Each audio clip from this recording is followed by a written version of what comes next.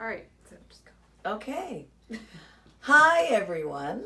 My name is Marcy Blum, and I'm an event and wedding planner and creator and designer. And I am located in New York City, but we work all over the world, and this is my 31st year in business. I must say hello and thank you and congratulations to my dear friend Wendy, who has put this Inspire 18 conference together. She's the smartest woman I know and also one of the sweetest. So, she gave me a particular topic to talk to you about, and that is how do I deal with the lunatics that I work with? Specifically, I think she put it far more eloquently. It is how do you create limits and boundaries when working with some of the world's most demanding clients?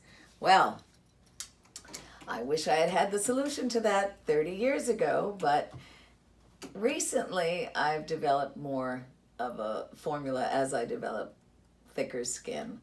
I would say that not one size fits all. You really have to assess who your client is and then determine how they're going to react to the boundaries that you set. For example, there are certain brides, if you're dealing with a bride and groom or grooms, who absolutely cannot take any boundaries whatsoever, which means when they come into your office and you realize that you just have to charge them more because these are going to be the people who are going to be texting you in the middle of the night, emailing you on weekends, on holidays, calling you incessantly, and rather than get into a whole discussion on how they don't understand boundaries, because I'm sure you're not going to be the first person in their life to tell them that, you have to figure out how well you can work within their boundaries.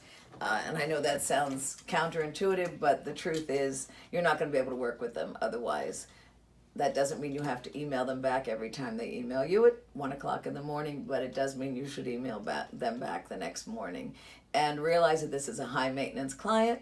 And if you have one high maintenance client every year, you certainly can't have two or three. So look at your schedule accordingly.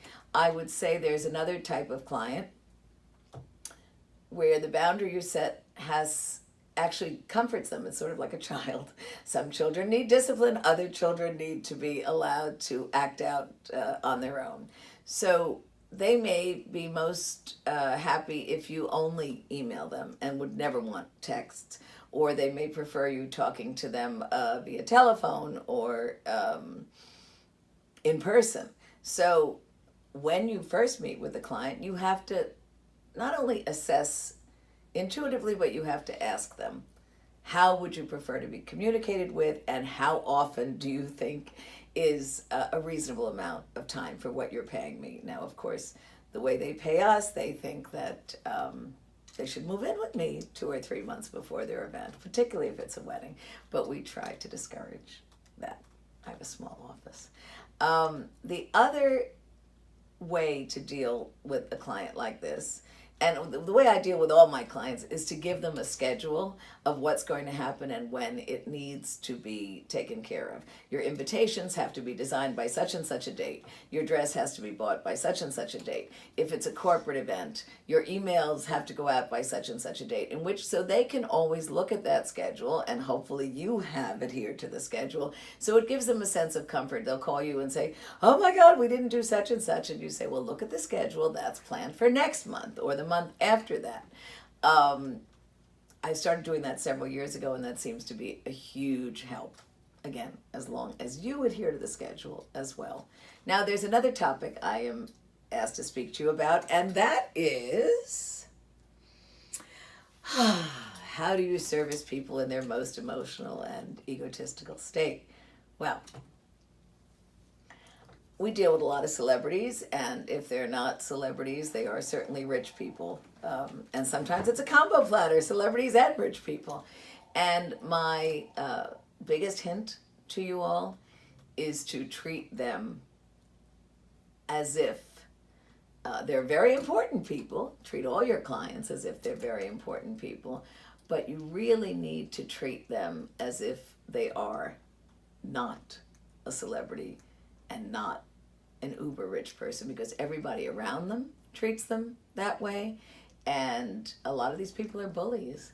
So the only way to get through that ego, get through that crazy emotional state, particularly in weddings, is to treat them as if they're a human. For example, when I work on a celebrity wedding, and everybody is running around like crazy in the planning process, I will try to get to the heart of the matter. I will treat every bride as if she is a bride, just like every other. Now, we still have to pay attention to things such as security and checking cell phones and signing NDAs or non-disclosure agreements. That's definitely part of the puzzle. However, they're still going to have their parents, their friends, family there who have nothing to do with either their celebrity or their very rich status, because not everybody lives in a hierarchical world these days. People have friends and family with different social stratas. So the real clue there is to say, well, is your father going to walk you down the aisle? Is your mother going to be sitting in the first row? Who are your best friends? Cut through the nonsense that has accumulated over the past couple of years with them. Most of them were not born rich. Most of them were not born celebrity. This is a fairly new thing, and so you have to get to the person who is inside there. And assuming that you have not been successful in that, you just have to refuse to deal with the crazy, because, as I said earlier, bullies really, really thrive on getting you as crazy as they are. So at some point, you must be totally professional and certainly never rude or obnoxious, certainly not in front of them, but say, this is not the way we work around here. I am planning an event for you. I am planning on giving you the best possible event, wedding, that could be had under all the circumstances, but you must collaborate with me. This is not a situation where you're the boss and you can just dictate, because this is my profession and I know more about it than you do. Say that kindly and lovingly, and hopefully that will work. And if not, don't call me.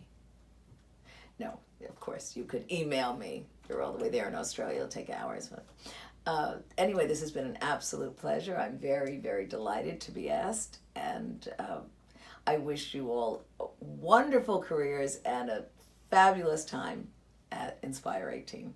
Thanks for having me.